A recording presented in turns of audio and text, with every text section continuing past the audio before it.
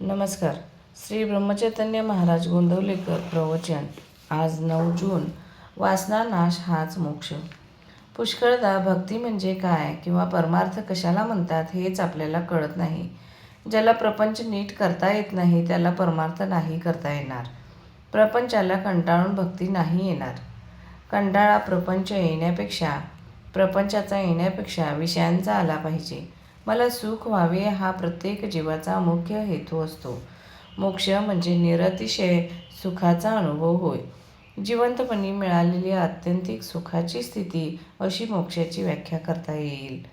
खरोखर भगवंताजवळ काय कमी आहे? एक, आपले मन त्याला द्यावे आणि त्याची श्रद्धायुक्त भक्ती करावी. काळजी करणे म्हणजे भगवंतावर भरोसा नसणे होय. प्रारब्धावर देह टाकणे ही खरी संन्यास वृत्ती होय. वासना न ठेवता आपल्या हातून कर्मच होत नाही. त्याला काय करावे? माझे समाधान माझ्याजवळ असताना दुसरीकडे ते मिळेल असे आपल्याला वाटते. हेच आपले चुकते. हवेपण संपले नाही तोपर्यंत समाधान नाही. हव्यास मरेपर्यंत सुटतच नाही. हे सर्व रोगांचे मूळ आहे आणि म्हणूनच ज्याची वासना नाहीशी झाली तो मोक्षत्वाला गेला खरा. आशेची निराशा झाली नाही तोपर्यंत भगवंताचा दास नाही होता येणार. आशा जेव्हा मनात उठेल तेव्हा ती भगवंताला अर्पण करावी. प्रत्येकाला वाटते मी श्रीमंत व्हावे, पण किती जण तसे होतात? म्हणजे ही निराशाच नाही का?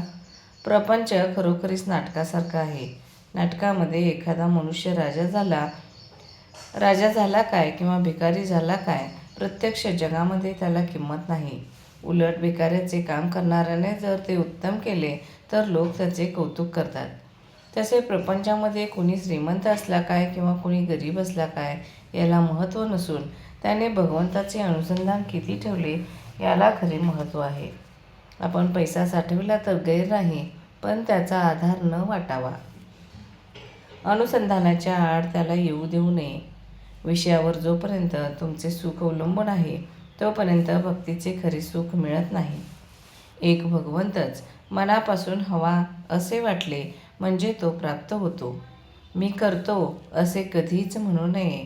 मी आपल्या तपश्चर्येने भगवंताला पाहीन असे जो म्हणतो त्याला भगवंताचे दर्शन होणे कठीणच असते. विषय मिळाला नाही म्हणजे तळमळ लागते, त्याप्रमाणे भगवंत भेटला नाही तर तळमळ लागावी. आजच्या आपल्या स्थितीत आपल्याला काय करता येणे शक्य आहे हे प्रथम पाहावे. परमार्थ समजून जो त्याचे आचरण करील त्याला तो लवकर साधेल. त्या माणसाला प्रपंच सोडून जाण्याचे कारण उरणार नाही. हवे व नको याचा आग्रह नसावा, यातच वासनेचे मरण आहे. धन्यवाद.